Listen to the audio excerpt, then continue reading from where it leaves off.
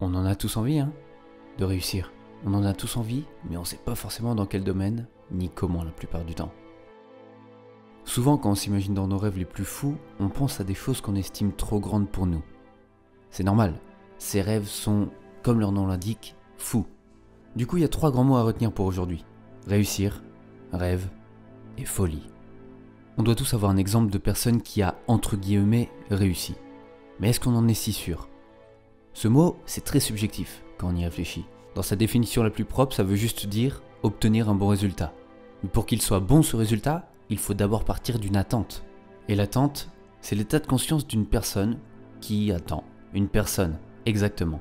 On ne peut pas dire qu'un acteur, chanteur, sportif ou qui que ce soit a réussi tant qu'on ne connaît pas ses attentes personnelles. Et si on veut quand même s'obstiner à dire que cette personne a réussi, c'est uniquement par le prisme de nos attentes personnelles qu'on renvoie sur cette personne.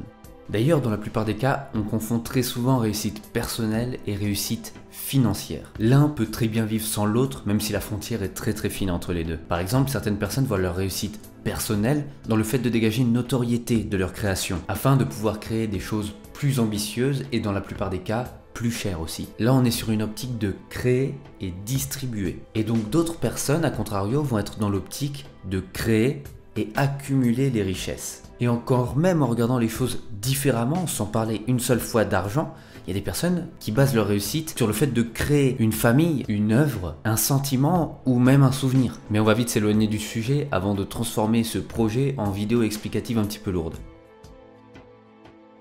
Le fait de rêver se distingue entre 2 définitions aussi distinctes que liées. On peut rêver pendant nos phases de sommeil, créer des scènes et histoires aussi réelles que délirantes, mais aussi la construction de l'imagination à l'état de l'éveil, destiné à échapper au réel et à satisfaire un désir. Ce désir, c'est donc le fait d'accomplir ce qu'on s'imagine, de développer une ambition et de la rendre réelle, tangible, de réussir. On rêve tous, que ce soit de se retrouver à la place de quelqu'un ou de créer notre propre place dans le monde. C'est ces rêves qui définissent la plupart des décisions qu'on prend et la route sur laquelle on s'engage. Mais encore faut-il nous abandonner à eux. Et je pense que c'est sur ce quoi j'ai le plus de mal en fait. Je manque pas d'ambition, de projets et de rêves totalement dingues, quoique réalisables. Mais il y a une grosse partie de moi qui me retient les pieds sur terre. J'ai beau vouloir foncer et m'élancer comme un dératé dans cette direction que j'envie, il y a toujours quelque chose pour me rappeler à l'ordre et au final, me faire m'éloigner encore et encore. Pour moi, c'est souvent les angoisses ou les problèmes d'argent, et en ce moment le travail, dans le sens où j'ai une situation financière à peu près stable, mais que mon corps souhaite plus se reposer après les journées que travailler sur mon 2e job de création. Le truc, c'est que faire du ping-pong entre l'envie de repos et me bouger le cul pour bosser, ça crée un trou noir moral qui me fout à terre une semaine sur 2. Mais quand j'en parle à mes amis proches, la plupart c'est me booster, me dire les choses, même de manière assez dure, pour que je fasse face à la situation. Si j'en ai marre d'être dans ce mood de merde, où j'enchaîne presque des doubles journées, où j'ai toujours des problèmes d'argent, des problèmes de sommeil, de repos, et bien justement il faut que je continue d'avancer. Pourquoi ? Parce que si je m'arrête d'avancer, j'atteindrai jamais le seul job que j'ai envie d'avoir. Et donc mes galères ne seront jamais liées à ce job, mais à plein de situations sur lesquelles je n'ai pas le contrôle. On rêve donc. Et on trace une route qui, quand on arrivera à la fin, nous fera dire qu'on a réussi. Mais il arrive qu'on ait des sorties, voire des accidents. Et ça, c'est souvent causé par la folie de ses ambitions.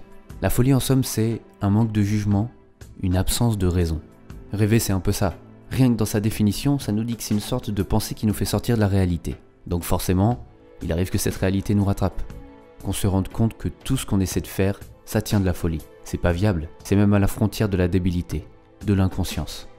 Et je peux vous dire que quand vous roulez à 150 prêt à tout défoncer sur votre passage pour accomplir ce que vous avez en tête, et qu'un bus vous arrête, ça fait mal. Bordel, ça fait mal.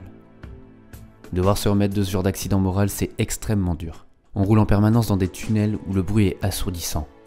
Parfois on retrouve un peu de lumière aveuglante, et puis on est reparti. On plonge dans un autre tunnel, on tourne en rond, et on regarde partout jusqu'à ce qu'on finisse par s'arrêter et craquer. Mais après le craquage, il y a quoi ?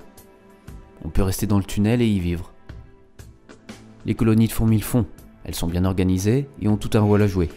Donc on peut forcément faire comme elles et trouver une place qu'on ne quittera plus. Ou alors, on peut essayer de se remettre, de se recoiffer et de sortir de la voiture. Peut-être qu'on allait juste trop vite, alors pourquoi ne pas avancer à pied ?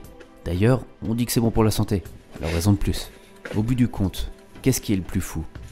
Tout donner pour réaliser nos rêves, quitte à se perdre, tomber, souffrir, déprimer en cours de route, ou chercher d'autres voies, car on s'estime trop peu pour accomplir ces mêmes rêves.